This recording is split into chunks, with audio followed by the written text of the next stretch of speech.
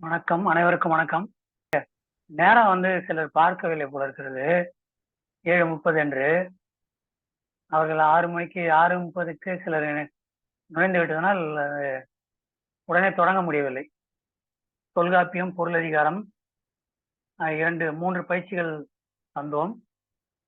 முதல் பயிற்சி முதல் நாள் நடத்தப்பட்ட முன்னுரையும் 3 நூற்பாக்களையும் அந்த 3 நூற்பாக்களை எழுதி நீங்கள் தெரிந்து கொண்ட பொருளை எழுதுமாறு குறிப்பிங்க வந்து அடுத்தது அந்த 3 நூற்பாக்கும் நான் வந்து குழுவில் தெளிவுரை போட்டிருந்தேன்.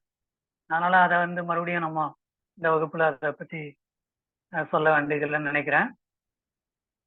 எளிதான நூற்பாக்கள் தான் 3ம். முன்னுரைன்றதுனால முன்னுரை கொடுத்துட்டு நூற்பாவை தொடங்கினால அந்த வகுப்புல புலவர் வெற்றியழகன் 3 நூற்பாக்கள் தான் சொல்ல முடிந்தது. பிறகு தொல்காப்பியத்துல புதியதாக இணைந்தவர்கள், அதாவது இந்த பொருளதிகாரத்துக்கு மட்டும் நுழைந்தவர்கள் அறிந்து கொள்வதற்காக தொல்காப்பியம் முன்னுரை தொடர்பாகவும் பொருளதிகாரம் முன்னுரை தொடர்பாகவும் சில வினாக்களை பயிற்சி போட்டிருந்தோம். 18/6/24 அன்று போட்டிருந்தோம். தொல்காப்பியம் பொருளதிகாரம் முன்னுரை, தொல்காப்பியம் குறித்து ஒரு சில வினாக்கள், தொடக்க வினாக்கள், பொருளதிகாரம் முன்னுரை தொடர்பாக சில வினாக்கள். அது வந்து பாடநூல்ல பக்கம் 11லிருந்து 15 வரைக்கும், ஆனா 5 பக்கங்களுக்குரிய வினாக்கள் அதில் கொடுத்துருந்தோம். இப்போ அதை முதல்ல பார்த்துருவோம். சிறு வினாக்கள். தொல்காப்பியம் சொற்பொருள் கூறுக. சொல் கூட்டல் காப்பு கூட்டல் இயம் என்பதாக அது தொல்காப்பியம் என்பது அமைந்திருக்கிறது. அதை புலவர் வெற்றியழகன் என்ன சொல்லுகிறார் என்றால், சொல், இயல், காப்பு என்று இவ்வாறு பிரித்து கொண்டு ஊட்டு பொருள்கள், கொண்டு ஊட்டு பொருள்னா ஒரு சொல்ல, அதுபோல தொல், இயல், காப்பு, தொல், இய, காப்பு, தொல், காப்பு, இயம்னு மாறி இருக்கு. அதாவது தொல், காப்பு, இயம்ன்றது தொன்மையான மிக பழமையான தமிழ் மொழியினுடைய அமைப்பு, தமிழ் எழுத்துக்களுடைய அமைப்பு, தமிழ் சொற்களுடைய அமைப்பு, தன்மைகள், தமிழருடைய வாழ்வு, அக வாழ்க்கை புற வாழ்க்கை இரண்டினுடைய தன்மைகள், ஒழுகலாறுகள் முதலியவற்றை பற்றியெல்லாம் காக்கின்ற அந்த மரபை, சொல் மரபை காக்கின்ற இயம், இயல். இயல்னா நூல். நூல் இயல்ன்றதுக்கு தகுதி, தன்மை, நூல், பல பொருள்கள் இருக்கின்றன. அது கூட நான் குழுவுல போட்டு விடுறேன். அப்ப தொல்காப்பு இயம் வந்து தொல் கூட்டல் காப்பு கூட்டல் இயம் தொல்காப்பியம். தொன்மையான தமிழ் மொழி அமைப்பினுடைய மரபுகள், தமிழ் சொற்களுடைய எழுத்துகளுடைய சொற்களுடைய மரபுகள், தமிழர் வாழ்வு மரபுகள், இவற்றை காக்கின்ற வகையில் அமைந்த நூல் தொல்காப்பியம். தொல்காப்பியம் எந்த மரபுகளை காக்க இயற்றப்பட்டுள்ளதாக தெரிகிறது? 2வது வினா.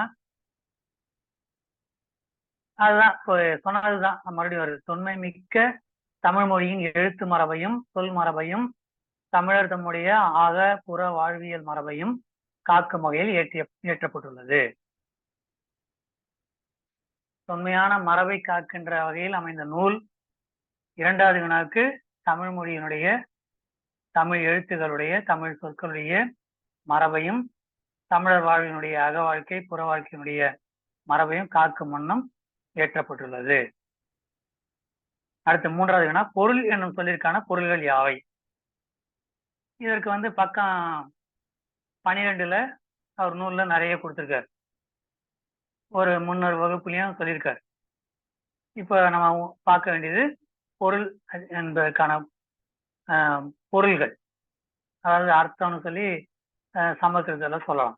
உண்மை, உடைமை, குணம், தலைமை, தன்மை, நூலின் பயன், செயலறிவு, இதெல்லாம் பொருள்ங்கிறதுக்கான பொருள். பொருள் என்பதற்கான பொருள்கள் பல இருக்கின்றன. அதுல வந்து நூலுடைய பயன்னு நம்ம எடுத்துக்கலாம், பொருள் அதிகாரம். அப்ப பொருள்ங்கிறது இங்க வந்து அகப்பொருள் புறப்பொருள் ரெண்டுத்தையும் சொல்றாரு. ஒரு காப்பியத்துல, ஒரு பாட்டுல, அக இலக்கியத்துல ஒரு புற இலக்கியத்துல வந்து எவ்வாறு பாடப்பட வேண்டும் எந்தெந்த தன்மைகளுடன் என்று சொல்வதற்கான பொருளை கொண்டதாக பொருளதிகாரம் இருக்கின்றது. அடுத்தது எந்தெந்த பொருண்மைகளை கருதி பொருளதிகாரம் என்று தொல்காப்பியர் பெயரிட்டுள்ளதாக உணரலாம்னு அவரு வெற்றியழகன் சொல்றார். அது 4வது வினாக்கு விடை. தமிழருடைய அக வாழ்க்கை புற வாழ்க்கை ஒழுக்கங்களில் அந்த மரபை கருதி, அதே போல அந்த முப்பொருள்கள் வந்து தமிழுடைய அக வாழ்க்கை புற வாழ்க்கையை பற்றியும் இலக்கியங்கள் எவ்வாறு எழுதப்பட வேண்டும், அதுல வர செய்யுளியல், ஓமையியல், அதாவது யாப்பு இலக்கணமும் அணி இலக்கணமும் சேர்ந்துதான் பொருள் இலக்கணமாக தொல்காப்பியத்தில் உள்ளது. அதே போல முப்பொருள்கள், முதற்பொருள், கருப்பொருள், உரிப்பொருள், நிலமும் பொழுதும் முதற்பொருள், அப்புறம் கருப்பொருள்கள் நிறைய இருக்கின்றன. உரிப்பொருள்கள் புணர்தல், இருத்தல், இரங்கல், ஊடல் அப்படிங்கிற இருக்கு. இந்த பொருள்கள்லாம் இருக்கின்றது. அதனால அந்த பொருளதிகாரம் இந்த பொருண்மையெல்லாம் கருதி பொருளதிகாரம்னு இப்ப தொல்காப்பிய பெயர் வச்சிருக்கலாம் அப்படிங்கிறது தான் அதுல நம்ம தெரிந்து கொள்ள வேண்டிய செய்தி. சுருக்கமா சொல்லணும்னாக்க தமிழுடைய அகப்பொருள் புறப்பொருள், அக வாழ்க்கை புற வாழ்க்கை பற்றிய பொருள், அதே போல யாப்பிலக்கணம், அணி இலக்கணம் முதலியவற்றை பற்றியும், முப்பொருள்கள், முதற்பொருள், ஒவ்வொரு திணைக்கும் ஒவ்வொரு நிலத்திற்கும் ஒவ்வொரு திணைக்கும் உரிய முப்பொருள்கள், முதற்பொருள், கருப்பொருள், உரிப்பொருள், இவையெல்லாம் சொல்லுகின்ற வகையிலே அந்த பொருளதிகாரம் என்ற பெயரை அவர் சூட்டியிருக்கிறார் என்பதாக புலவர் வெற்றியழகன் கூறுகிறார். 5வது வினா, தொல்காப்பியம் திருக்குறள் படைப்பு நோக்கத்தின் வேறுபாடாக கூறப்படுவது யாது? இது தொல்காப்பியத்தை ஒட்டிய வினாவாக தான் நம்ம எடுத்துக்கணும். தொல்காப்பியம் வந்து தமிழுடைய மரபு எப்படி இருந்தது, இலக்கிய மரபு எப்படி இருந்தது, தமிழுடைய வாழ்க்கை மரபு எப்படி இருந்ததுன்னு சொல்றாரு. இதுதான் அவனுடைய நோக்கம். அதை சொல்லுவதன் மூலமாக இவர்கள் அதை காக்க வேண்டும், எதிர்காலத்துல வருங்கால தமிழர்கள் காக்க வேண்டும் என்பதாக அவருடைய நோக்கத்தை எடுத்துக்கொள்ளலாம். திருக்குறள் அப்படி அல்ல. திருக்குறள் வந்து இது நூல்லையே சொல்லியிருக்காரு அவர் வெற்றியழகன் வகுப்பில். அது என்னன்னாக்கா எவ்வாறு வாழ வேண்டும், தமிழர்கள் எவ்வாறு அற வாழ்க்கை வாழ வேண்டும், பொருள் வாழ்க்கை வாழ வேண்டும், இன்ப வாழ்க்கை வாழ வேண்டும் என்ற நோக்கில் அது அமைந்துள்ளது. இதுதான் வேறுபாடு. அது வந்து தமிழுடைய மரபை எவ்வாறு வாழ்ந்தனர் என்று சொல்வது, திருக்குறள் எவ்வாறு வாழ வேண்டும் என்று சொல்வது. அடுத்து 6வது வினா, நானிலம் பொருள் கூறுக, அவை யாவை? நானிலம் என்று சொன்னால் 4 நிலங்கள், 4 நிலங்கள் தான் நானிலம் என்று ஆகிறது. அவை யாவைன்றது தெரியும் உங்களுக்கு. குறிஞ்சி, முல்லை, மருதம், நெய்தல், 4 தான் 4 நிலம். 4 நிலம் தான். பாலைக்குன்னு தனியா நிலம் இல்லை தமிழ்நாட்டுல. அப்போ பாலை நிலம் ஏன் சேர்க்கப்படலைன்னா அப்படி நிலம் இங்கு இல்லை. பாலைவனமா அரேபியா போலவோ இல்லை. நிலப்பெயர் அப்படி ஏன் பாலை நிலம்னு ஒரு பாலை திணைன்னு ஒண்ணு இருக்குன்னா அது பிரிதல், அந்த 4 திணைகள்லயும் பிரிதல் உண்டு. உடல்லையும் பிரிதல் உண்டு, போருக்காக பிரிதல், இதெல்லாம் பார்க்க போறோம் பின்னாடி. அப்படி அந்த பிரிதலை சொல்லுகின்ற அந்த உரிப்பொருள் பிரிதலாக இருந்தால் அது வந்து பாலை திணையாகிறது. அப்ப நிலம் இருக்கிறதா நிலம் இல்லை. பிறகு என்ன நிலம், பாலை நிலம் என்று சொல்லு எப்படி என்றால், குறிஞ்சியும் முல்லையும் தன்மையில் திரிந்தால், குறிஞ்சி தன்மையில திரிந்தால், வெறும் கடுமையான வறட்சியில அது திரியலாம். அப்பாலை. குறிஞ்சியும் முல்லையும் முறைமையில் திரிந்து பாலை என்பதோர் படிவம் கொள்ளும். சிலப்பதிகாரத்தில் இளங்கோடிகள் சொல்றாங்க. அதான். அப்ப நானிலம் என்று சொன்னால் 4 நிலங்கள், அவை குறிஞ்சி, முல்லை, மருதம், நெய்தல். பாலை நிலம் அப்படி தமிழ்நாட்டில் இல்லை, ஆகவே அது சேர்க்கப்படவில்லை. நிலப்பெயர்கள் எதன் அடிப்படையில் அமைந்துள்ளன? நிலப்பெயர்கள் வந்து மலையும் மலை சார்ந்த இடமும் குறிஞ்சி, காடும் காடு சார்ந்த இடமும் முல்லை, வயலும் வயல் சார்ந்த இடமும் மருதம், கடலும் கடல் சார்ந்த இடமும் நெய்தல். அப்போ இதெல்லாம் இல்லாம இருந்ததுன்னா குறிஞ்சியும் முல்லையும் திரிந்தால், முறைமையில் திரிந்தால் பாலை.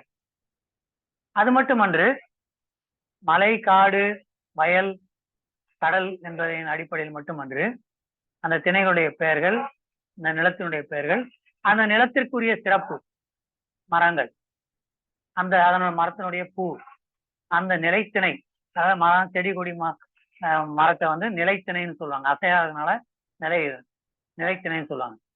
அதுல பூக்கிற பூ குறிஞ்சி பூ, குறிஞ்சி நிலத்துல குறிஞ்சி பூ. அதே போலதான் முல்லைப்பூ, மருதப்பூ, நெய்தல் பூ. மற்ற நிலங்கள்லயும் வரும். ஆனா சிறப்புக்குரிய பூவாக அந்தந்த நிலத்துக்கு குறிஞ்சிக்கு குறிஞ்சி பூவும், முல்லைக்கு முல்லைப்பூவும், மருதத்துக்கு மருதப்பூவும், நெய்தலுக்கு நெய்தல் பூவும். ஆகவே நிலப்பெயர்கள் இந்த அடிப்படையில் அமைந்துள்ளன. அடுத்தது தொல்காப்பியம் இயற்றப்பட்ட நோக்கத்தினை எவ்வாறு உணரலாம் அப்படிங்கிறது பாடநூல்ல பக்கம் 11, 12 சொல்றாரு. என்ன சொல்றாருன்னாக்கா, அந்த நூல் மரபு, எழுத்து தமிழ் தொல்காப்பியம் எழுத்ததிகாரத்துல நூல் மரபு, மொழி மரபு, மரபியல்னு ஒரு பொருளதிகாரத்துல வருது. விழிமரபுன்னு சொல்லதிகாரத்துல வருது. இப்ப மரபுல தொடங்குறாரு. நூல் மரபு மொழி மரபுன்னு தொடங்கி எழுத்ததிகாரத்துல, சொல்லதிகாரத்துல விழிமரபு எல்லாம் சொல்லி பிறகு மரபியல்ல முடிக்கிறார். பொருளதிகாரத்துல மரபியல்ல முடிக்கிறார். மரபை காப்பதற்காக தொல்காப்பியம் இயற்றப்பட்டதாக உணர்ந்து கொள்ளலாம்னு வெற்றியழகன் தன்னுடைய விளக்கத்துல சொல்றார். நூல் மரபு, மொழி மரபு, தொகை மரபு, 5வது இயல் வந்து தொகை மரபு, 13வது இயல் வந்து விழிமரபு, அடுத்தது மரபியல், கடைசியில பொருளதிகாரத்துல மரபியல் கடைசி இயல். இவ்வாறு மரபை காப்பதற்காகத்தான் இதை இயற்றப்படுவதாக நாம இதன் வழியாக உணரலாம். அடுத்தது 2வது வினா, அதுல பாகி வினாக்குல தொல்காப்பியர் பொருளதிகாரத்தை படைத்ததற்கான காரணமாக புலவர் வெற்றியழகன் கூறுவது என்ன? 12 பக்கம் 12 பாகி 6வது பாகி பாருங்க.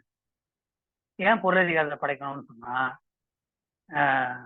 காப்பியம் பாடுகிறவர்கள் இதனுடைய அகத்திணை இயல் ஒழுக்கம், தமிழர்கள் வாழ்ந்த அகத்திணை ஒழுக்கம், புறத்திணை ஒழுக்கம், அந்த செய்யுள் அமைப்பு எப்படி இருக்க வேண்டும்? செய்யுள் அமைப்பு வந்து உட்கார்ந்து இவர் தொல்காப்பியம் வெண்பானை அப்படி இருக்கணும், பரிபாடல்லாம் எப்படி இருக்கணும், கலிப்பானை அப்படி இருக்கணும், வஞ்சிப்பா அப்படி இருக்கணும், இத்தனை அடி வரணும், இத்தனை அப்படிலாம் கிடையாது. இலக்கியம் கண்டவற்றுக்கு இலக்கணம். இதுதான் நம்முடைய தமிழுடைய சிறப்பு என்பது. மற்ற இலக்கணங்கள், மற்ற மொழியினுடைய இலக்கணங்கள் அப்படி இல்லை. இலக்கியங்கள் இலக்கணத்தை வச்சு இலக்கியம் வரையறுக்கிறாங்க, எழுதுறாங்க. ஆனா இங்க அப்படி இல்லை. சிறப்பு வந்து இலக்கியத்திலிருந்து இலக்கணம், இலக்கியத்தை பார்த்து இலக்கணம். அந்த இலக்கியம் கூட எப்படி மக்களுடைய வாய்மொழி இலக்கியம்தான் ஒழுங்குபடுத்தப்பட்டு புலவர்களாலும் அறிஞர்களாலும் இலக்கிய மரபாக மாறுகிறது. இதெல்லாம் நம்ம முன்னாடியே பார்த்திருக்கோம். நம்ம முன் எழுத்து அதிகாரம், சொல்லதிகாரம், இலக்கிய வகுப்பெல்லாம் நம்ம பார்த்திருக்கோம். அப்போ இதுதான் அந்த பாக்கில சொல்றாரு அவர். எழுத்தை அறிந்து கொண்டான் எழுத்ததிகாரத்துல எழுத்து அமைப்புகளை, தமிழ் எழுத்தினுடைய அமைப்பை, சொல்லதிகாரத்தை தமிழ் சொற்களுடைய அமைப்புகளை, அவனுடைய தன்மைகளை அறிந்து கொண்டார்கள். அவர்கள் தமிழுடைய வாழ்க்கையை அறிந்து கொள்ள வேண்டும். அப்போ காப்பியம் எழுதுவதற்கு அவர்கள் செய்யுளியல், மரபியல், யாப்பு இலக்கணம், அணி இலக்கணம், இந்த தமிழுடைய அக வாழ்க்கை, புற வாழ்க்கையினுடைய இலக்கணங்கள் எல்லாவற்றையும் அறிந்து கொள்ள வேண்டும் என்பதற்காகவே பொருளதிகாரத்தை படைத்தார் என்று இவர் வெற்றியழகனார் விளக்குகிறார். அடுத்தது பொருளதிகாரத்துக்கு உரை எழுதினவங்க யாரு அப்படின்னு சொல்லி, இப்போ எழுத்ததிகாரத்து சொல்லதிகாரத்துக்கெல்லாம் நம்ம இப்போ கேட்கல. பொருளதிகாரத்தை பார்க்கணும்னா பொருளதிகாரத்தை மட்டும்தான் நம்ம பார்க்கறோம். பொருளதிகாரம் முழுமைக்கும் இளம்பூரணார் எழுதியிருக்காரு. நச்சினார்க்கினியருடைய உரை வந்து அகத்திணையல், புறத்திணையல், இதெல்லாம் அந்த இதுல இருக்கு, பக்கம் 13 இருக்கு. புறத்திணையல், அகத்திணையல், களவியல், கற்பியல், பொருளியல், செய்யுளியல், இந்த 6 இயலுக்கு தான் நச்சினார்க்கினியர் உரை கிடைக்குது. மற்ற 3 இயலுக்கும் கிடைக்கல. பேராசிரியர் என்பவர் எழுதியிருக்கார். அவருடைய உரை வந்து மெய்ப்பாட்டியலுக்கு, ஓமையலுக்கு, செய்யுளியலுக்கு, மரபியலுக்கு, இந்த 4 இயலுக்கு தான் கிடைச்சிருக்கு, மற்றது கிடைக்கல. அந்த காலத்து இந்த காலத்துல நிறைய பேர் எழுதியிருக்காங்க. புலவர் குழந்தை எழுதியிருக்காரு, நம்முடைய வெற்றியழகன் எழுதியிருக்காங்க, வெள்ளைவாரனார் எழுதியிருக்காரு, தமிழண்ணல் எழுதியிருக்காரு, தாவேசு எழுதியிருக்காரு, நிறைய பேர் எழுதிட்டு இருக்காங்க. முழு அளவுல காப்பு ஆரவணன் அகத்திணையலுக்கும் புறத்திணையலுக்கும் உரை வேறுபாடு எழுதியிருக்காரு. அருணாச்சலனார் வந்து அகத்திணையல், புறத்திணையலுக்கு எழுதியிருக்காரு. இதெல்லாமே அந்த இதுல வருது. பொருளதிகாரத்தில் கூறப்பட்டுள்ள பொருண்மைகளுள் சிலவற்றை எழுதுக. இது 13வது பக்கத்துல பாகி 5ல வருது பாருங்க. அதெல்லாம் அதுல நீங்க சில எழுதலாம். பொருளதிகாரத்தில் கூறப்பட்ட பொருண்மை நமக்கு தெரியும். தமிழுடைய அக வாழ்க்கை எப்படிப்பட்டது, புற வாழ்க்கை ஒழுக்கம், காதல் ஒழுக்கத்தை பற்றி சொல்லுகிறது. பிறகு செய்யுளியல், செய்யுள் யாப்பு எப்படி இருக்க வேண்டும் என்பது அணி இலக்கணத்தை சொல்லுகிறது. அது தவிர சிறப்பாக வேற எந்த மொழி இலக்கணத்திலையும் இல்லாத இதெல்லாம் இதுல கிடையாது. அக வாழ்க்கை புற வாழ்க்கை கிடையாது. அது மட்டுமன்று, இன்னும் சிறப்பா சொல்ல போனா உயிர்களுடைய தோற்றத்தை பத்தி சொல்லுது. ஓரறிவு உயிர், ஈரறிவு உயிர், மூவறிவு, நான்கு அறிவு, மூவறிவுனா எது, ஓரறிவுனா என்ன, அப்படிங்கிற அந்த அறிவியல் நுட்பத்தை சொல்கிறது. மிக வியப்புக்குரிய செய்தி அது. அந்த இதை சொல்லுது. 13ல பாத்தீங்கன்னா அத இருக்கும். உலகத்தினுடைய தோற்ற நிலை, உயிர்களுடைய வகைப்பாடுகள், இளமை பெயர்கள், உயிர்களுக்கு இளமை பெயர்கள், குழந்தை, குட்டி, குஞ்சு, பார்ப்பு, இதெல்லாம் அந்த இளமை பெயர்கள், அந்த மரபு, இதெல்லாம் அங்க தமிழ் பண்பாட்டு மரபு, தமிழர்தம் சிறப்புமிக்க வாழ்க்கை நிலை, உலக பொதுநிலையான உலகத்தின் முதற் பொருள் நிலமும் பொழுதும். அது ரொம்ப அருமையான செய்தி. அதே போல மாந்தரை சூழ்ந்துள்ள ஒவ்வொரு சூழ்ந்துள்ள கருப்பொருள்கள், பறவைகள், இசைக்கருவிகள், தெய்வம், மக்கள், மக்கள் பெயர்கள், ஊர் பெயர்கள், இதெல்லாம். அடுத்தது உரிப்பொருள்கள், உணர்தல், இருத்தல், பிரிதல், இரங்கல், ஊடல், இந்த மாதிரி உறுப்புகள். நானில கூறுகள், 5வது நிலமாகிய பாலை நிலம் ஏற்படுகின்ற தன்மைகள், மாந்தனின் தமிழனின் தோற்றம், வளர்ச்சி, படிநிலை, இதெல்லாம் குறிப்பிடுறது. இதோட அந்த பொருளதிகாரத்தினுடைய தொல்காப்பியம் குறித்த முன்னுரை 2 வரி, மற்றதெல்லாம் பொருளதிகாரத்தினுடைய முன்னுரை. இப்போ அகத்திணைகளுக்கு வரும். அகத்திணைகள்ல நம்ம தன்மதிப்பீட்டு பயிற்சியின் 1 அகத்திணையல், குறுவினாக்கள். அகத்திணையல் எது பற்றிய இலக்கணம், பொது இலக்கணத்தை கூறுகிறது. பொது இலக்கணம் அகத்திணை. இந்த அகத்திணையல் தமிழுடைய அக வாழ்க்கைக்கு காதல் ஒழுக்கத்திற்குரிய இலக்கணத்தை, பொது இலக்கணத்தை கூறுகிறது. இதான் அடி. நிலமுடைய 4 திணைகள் குறிஞ்சி, முல்லை, மருதம், நெய்தல். அதுலயே எண் கொடுத்திருக்கிறேன் வினாவிலேயே. அகத்திணை பாடல்களின் முப்பொருள்களுள் முதற் பொருள் நிலமும் பொழுதும் தெரியும் உங்களுக்கு. அடுத்தது 4, நீங்க கூட விடை சொல்லலாம் தெரிஞ்சிருந்தா. உங்க ஒளி முடக்கத்தை நீக்கிட்டு விடை சொல்லலாம், உங்களுக்கு தெரிஞ்சியும் சொல்லலாம். 4வது வினா, காதலை பிரிவின் வகைகளாக தொல்காப்பியம் குறிப்பிடுவது 3. ஓதல், தூது, போர். ஓதுதல் படிக்கிறதுக்கு, கல்வி கற்க இல்ல கற்பிக்க, போர் புரிவதற்கு, பகைமேல் செல்ல, பகைன்னு போட்டிருப்பாங்க தொல்காப்பியத்துல, போர், தூது. அடுத்தது 5, முன்னீர் வழக்கம் மகடுவோடு இல்லை. மகடுன்றதுக்கு மகளிர், முன்னீர் என்பது கடல், கடல் கடல் செலவு, பயணம் என்பது தமிழ்ச்சொல் இல்லை, அது பிராகிருத சொல். ஆகவே செலவுன்னு தான் சொல்றது, செல்லுதல். அதனால கடல் செலவில் மகளிரை அழைத்து செல்லும் பழக்கம் இல்லை. பல்வேறு காரணங்கள் இருக்கின்றன. அவர்களுக்கு அந்த மாதம் 3 நாள்ங்கிறது, அடுத்தது பிள்ளை பேரு, இது போல சிக்கல்கள்லாம் இருக்கிறது என்பதற்காக இருக்கலாம். ஆனா நூற்பாலாம் இல்லை. விட அடுத்தது அகத்திணை வகைகள் 7 தெரியும் உங்களுக்கு. அன்பின் 5 5. அதுக்கு முன்னாடி கைக்கிளை, முதல் திணை கைக்கிளை அகத்திணையில, கடைசி பெருந்திணை. கைக்கிளை ஒருதலை காமம், பெருந்திணை பொருந்தா காமம். நடுவில் இருக்க 5 திணைகளும் குறிஞ்சி, முல்லை, மருதம், நெய்தல், பாலை, அன்பின் 5 அடுத்தது 2வது வினா, சிறு வினாக்கள்ல நடுவன் 5 நடுவனது ஒழிய. இந்த நடுவன் 5 யாவைன்னா இப்பதான் சொன்னேன். அந்த முதல் திணையை விட்டுணும், கடைசி திணையை விட்டுணும், கைக்கிளையை விட்டுணும், பெருந்திணையை விட்டுணும், நடுவில் இருக்கிற குறிஞ்சி, முல்லை, மருதம், நெய்தல். நடுவன்னா நடுவுல இருக்கிறது. நடுவனது ஒழிய அப்படின்னா இந்த குறிஞ்சியும் முல்லையும், பாலைங்கிறது தனியா இல்லை, பாலை நிலங்கிறது. ஆனா குறிஞ்சி முறைமையில தெரிஞ்சா, தன்மையில தெரிஞ்சா, முல்லை தன்மையில தெரிஞ்சா பாலை.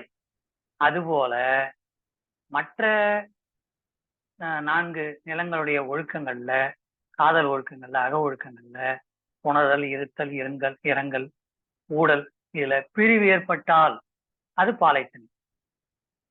அதான் நடுவனது ஒழியன்னா அந்த நடுவா குறிஞ்சி, முல்லை, பாலை, ஏன்னா குறிஞ்சியும் முல்லையும் நடுவுல திரியுது, திரிந்தால் பாலை, ஆகவே நடுவுல வச்சுறாங்க. நடுவனது ஒழிய, அந்த பாலை ஒழிய அப்படிங்கிறது அதன் பொருள். அப்ப நடுவனது ஒழியன்றது, நடுவன்றது பாலைத்திணையை குறிக்கிறது. இதான் விடை. மூன்றாவது வேணா பொருள் கூறுக. நடுவன்னா நடுவில் சொல்லும். நாடுங்காலை. நாடுங்காலைன்னா ஆராய்ச்சி நாடுதல்னா ஆராய்ச்சி செய்துங்காலை. நாடுதல்னா விரும்புதெல்லாம் உண்டு. நாடுங்காலைங்கிறது ஆராய்ச்சி செய்யுங்காலை, ஆயும் காலை, ஆயும் பொழுது, ஆயும் நிலையில், ஆயும் இடத்து. நுவலுங்காலை அதே போல சொல்லும் இடத்து, சொல்லுங்காலை, சொல்லும் பொழுது அப்படின்னு. மேய, மேயனா கொடுத்துருக்கேன் நான் குறிப்புகளை குழுல பதிவு போட்டிருக்கேன். மேயனா பொருந்தி இருக்கின்ற, விரும்பி இருக்கின்ற அப்படின்னு சொல்லி இவர் தலைவர், சிற்றரசர்கள், அந்த நிலத்துக்குடைய தலைவர்கள்னு வெற்றியரசன் ஐயா நூல்ல குறிப்பிட்டிருப்பாங்க. மாயோன் மேய, அந்த நிலத்துக்கு மாயோன் கடவுள், குறிஞ்சிக்கு சேயோன் தலைவன் அப்படின்னு குறிப்பிட்டிருப்பாங்க. மேயனா மேவி இருக்கின்ற, பொருந்தி இருக்கின்ற அப்படிங்கிறது. மேவிய, பொருந்தி இருக்கின்ற, ஆளுகின்ற. இப்போ அவர் சிற்றரசன் அப்படின்னா ஆளுகின்ற அப்படின்னு சொல்லி எடுத்துக்கலாம். மேவி என்பது பொருத்தமான, மிக பொருத்தமான சொல். பொருந்தி இருக்கின்ற, மேய, பொருந்தி இருக்கின்ற. மேய்தலுங்க நம்ம எடுத்துக்கூடாது. அகத்திணை பாடல்கள் சிறந்து வரும் முப்பொருள்கள். முப்பொருள்கள் முதற் பொருள், கருப்பொருள், உரிப்பொருள். இந்த முப்பொருள்கள் எப்பொருள் எப்பொருளை விட சிறந்தது, அதுதான் நம்ம சொல்லியிருக்கோம். முதல் பொருளை விட கருப்பொருள் சிறந்தது, கருப்பொருளை விட உரிப்பொருள் சிறந்தது. அந்த நூற்பாவில் இருக்கு விளக்கம். கருப்பொருளை விட உரிப்பொருள் சிறந்தது. ஆனா உரிப்பொருள் இல்லாம அகத்திணை பாடல்கள் வரவே வராது. அந்த புணர்தல், இருத்தல், இரங்கல், ஊடல், பிரிதல், இந்த 5 உரிப்பொருள்கள்ல ஏதாவது ஒரு உரிப்பொருள் வந்தாதான் அது அகத்திணை பாடல். ஆகவே அது ஒன்றின் ஒன்று சிறந்தது. அப்போ முதல் பொருளை விட கருப்பொருள் சிறந்தது, கருப்பொருளை விட உரிப்பொருள் சிறந்தது. உரிப்பொருள் இல்லாமல் பாடல் அமையாது, அகத்திணை பாடல் அமையாது. மாநிலத்தின் தலைவர்கள் அதுல சொல்லியிருக்காரு. மாயோன் மேய, சேயன் மேய எல்லாம் சொல்லியிருக்காரு, நம்ம பார்த்துருக்கிறோம். நூற்பால நம்ம விளக்கம் கொடுத்துருக்குறோம். குறிஞ்சிக்கு சேயோன், முல்லைக்கு மாயோன், மருதத்துக்கு வேந்தன், நெய்தலுக்கு வருணன். நாலும் நாணயத்தின் தலைவர்கள். அது கடவுளா பிற்காலத்துல மாயம்னா கிருஷ்ணன், சேயோன்னா முருகன், முருகன் கூட இல்ல சிவன் எல்லாம் அதுல சிக்கல்லாம் இருக்குது. அடுத்து பாகி வினாக்கள். குறிஞ்சி, முல்லை, மருதம், நெய்தல் இவை எந்தெந்த பாகுபாட்டு நில வகைகளை குறிக்கின்றன? 100 பயன்லாம் கொடுத்துருக்கேன். அதுல குறிஞ்சி என்பது உங்களுக்கு தெரியும், மலையும் மலை சார்ந்த இடம். முல்லை காடும் காடு சார்ந்த இடம். மருதம் வயலும் வயல் சார்ந்த இடம். நெய்தல் கடலும் கடல் சார்ந்த இடம். இந்த பாகுபாட்டு சூழ்நிலைகளை குறிக்கின்றன. பாலைநிலம் எவ்வாறு உருவாகிறது? குறிஞ்சியும் முல்லையும் முறைமையில் தெரிந்தால் கடும் வறட்சியில் அதனுடைய தன்மையில் தெரிந்தால் பாலைநிலம் உருவாகிறது. பெரும்பொழுதுகள், சிறுபொழுதுகள் பட்டியலிடுக. பெரும்பொழுதுகள் கார்காலம், கூதிர்காலம் அல்லது குளிர்காலம். அடுத்தது இளவேனில் காலம், முதுவேனில் காலம், முன்பனி காலம், பின்பனி காலம். இந்த 6. சிறுபொழுதுகள். சிறுபொழுதுகள் உங்களுக்கு ஏற்கனவே நான் குழுல அனுப்பியிருக்கிறேன். ஏற்பாடு, மாலை, யாமம், வைகறை. நேரமும் குறிச்சு கொடுத்துருக்கேன் உங்களுக்கு. இதுல நூற்பால இல்ல, தொல்காப்பிய நூற்பால. ஆனா பிற்காலத்து அறிஞர்கள் கணிச்சிருக்காங்க. காலை, நண்பகல், ஏற்பாடு, மாலை, யாமம், வைகறை. இது பெரும்பொழுதுகள், சிறுபொழுதுகள். பெரும்பொழுதுகள் கூட கார்காலம் ஆவணி, புரட்டாசியில. நான் பழைய நடைமுறையில இருக்கிற தனித்தமிழ் இப்ப சொல்லல, தனித்தமிழ்ல நான் பிறகு கூட போடுறேன் நானு. குளிர்காலம் ஐப்பசி, கார்த்திகை. முன்பனி மார்கழி, தை. பின்பனி மாசி, பங்குனி.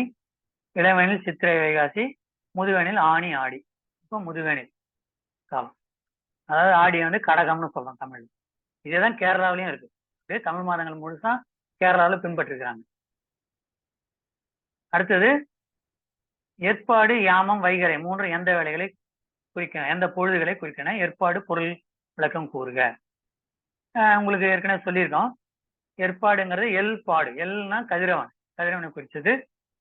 அது படுதல், அது பிற்பகல் மாலை 2ல இருந்து 6 ஏற்பாடுங்கிறது அப்படி சொல்லிக்கலாம். 2 மணில இருந்து பிற்பகல் 2 மணில இருந்து 6 மணி வரைக்கும் பொழுது சாய போகுதுப்பா. அந்த கதிரவன் நடுவில் இருந்து அப்படியே சாயுது மேற்கு பக்கம். அத சிற்றூர்ல நல்லா சொல்லி கேள்விப்பட்டிருக்கோம். அதான் பாடு, ஏற்பாடு. எள்ளுங்கிறது கதிரவனை குறிக்குது. எள்ளு, எல்லப்பன், எல்லன், எல்லையப்பன், எல்லம்மான். நமக்கு எல்லை வந்து சூரியன் தான். அதனாலதான் பொங்கல் அன்னைக்கு கதிரவனை நம்ம வணங்குறோம், மக்கள் வணங்குறாங்க, கதிரவ படையல் போடுறாங்க. நம்முடைய சோலார் சிஸ்டத்துக்கு தலைவர் அவர் தானே. சரி, கதிரவ மண்டலத்துக்கு தலைவர் அவர். இல்லைனாக்க நம்ம ஒளிச்சேர்க்கை இல்லை, நிலைத்திணைகள்ல உணவு இல்லை, உயிர்களுக்கு உணவு இல்லை. யாமம், யாமம் என்பது இரவை குறிப்பது. இரவு 10 மணிலிருந்து இரவு 2 மணி வரை, நள்ளிரவு கூட சொல்லலாம் யாமம். அடுத்தது வைகரை என்பது விடியலை சொல்றது. வைகரை துயிலெழு, விடியற்கால 2 மணிலிருந்து 6 மணி வரைக்கும். உழவர்கள் அந்த காலத்துல வந்து 3 மணிக்கு தண்ணீர் இறைக்க போயிடுவாங்க வயலுக்கு. வைகரை வெடியில். ஏற்பாடு சொல்லிட்டோம். ஒவ்வொரு அகத்திணைக்கும் உரியதாக பாடப்படும் பெரும்பொழுதுகளையும் சிறுபொழுதுகளையும் குறிப்பிடுக. இது அந்த இதுல சொல்ற ஒவ்வொரு நூற்பாலையும் சொல்றார் எந்தெந்த திணைக்கு எந்தெந்த பொழுதுன்றது. குறிஞ்சி திணைக்கு பாத்தீங்கன்னா பெரும்பொழுது வந்து குதிர்காலமும் முன்பனி காலமும். குதிர்காலம்ன்றது குளிர்காலம், மழைக்காலம் முடிந்த பிறகு வர்றது குறிஞ்சிக்கு. இப்ப குதிர்காலம், முன்பனி காலம். முல்லைக்கு கார்காலம். மருதத்துக்கும் நெய்தலுக்கும் எல்லா பொழுதுகளும் ஆண்டு முழுக்கவே எல்லாமே அந்த பாட்டுல வர்றது. எந்த பொழுதுக்கும் வரலாம். பாலையில இளவேனில் பருவம் அல்லது முதுவேனில் பருவம் அல்லது பின்பனி பருவம் 3. சிறு பொழுது பாத்தீங்கன்னா குறிஞ்சில நள்ளிரவு யாமம், முல்லைக்கு மாலை, மருதத்துக்கு வைகரை, நெய்தலுக்கு ஏற்பாடு, பாலைக்கு நண்பகல். 2 மணிக்கு தான் கொடுத்தோம், 10ல இருந்து 2 வரைக்கும். இந்த பட்டியலான நான் மறுபடியும் கூட போடுறேன். அன்பின் ஐந்தணைகளையும் அவற்றுக்குரிய உரிப்பொருள்கள். அன்பின் ஐந்தணை ஏற்கனவே சொல்லியிருக்கோம். குறிஞ்சி, முல்லை, மருதம், நெய்தல், பாலை. அதுல குறிஞ்சி வந்து புணர்தல் நிமித்தமும், முல்லை இருத்தல் நிமித்தமும், மருதம் ஊடல் நிமித்தமும், நெய்தல் இரங்கல் நிமித்தமும், பாலை பிரிதல் நிமித்தம். இது எல்லாத்துக்குமே நான் குழுல போட்டிருக்கிறேன். புணர்தல்னா என்ன விளக்கம், சிறு விளக்கம். இருத்தல்னா என்ன விளக்கம், எல்லாமே அந்த 5க்கும் போட்டிருக்கேன். மறுபடியும் நீங்க அதை நினைவு கூறுங்க. இல்லைன்னா கூட நான் மறுபடியும் நினைவு ஊட்டுறேன், நீங்க கேட்டீங்கன்னா. அடுத்தது இறுதி வினா. அன்பின் ஐந்தணைக்கும் உரிய பொருள்னா நீங்க வந்து குறிஞ்சி புணர்தல் நிமித்தமும், முல்லை இருத்தல் நிமித்தமும் அப்படி போடணும். இறுதி வினா. அன்பின் ஐந்தணை பாடல்களுடைய கருப்பொருள்களை பட்டியலிடுக. இது புத்தகத்துல விரிவா போட்டிருக்காங்க. பக்கம் 26ல இருந்து 27, 28 3த்துலயும் அவர் போட்டிருக்காரு. 964 நூற்பால. நாம சொன்னதுல பார்த்ததுல உங்களுக்கு என்ன ஐயம் இருந்தா கேளுங்க, நம்ம வகுப்பை நிறைவு செய்யலாம்.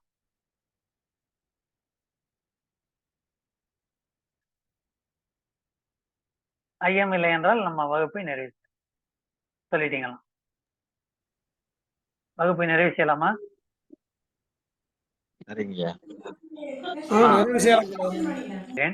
அனைவருக்கும் வணக்கம், மகிழ்ச்சி, நன்றி.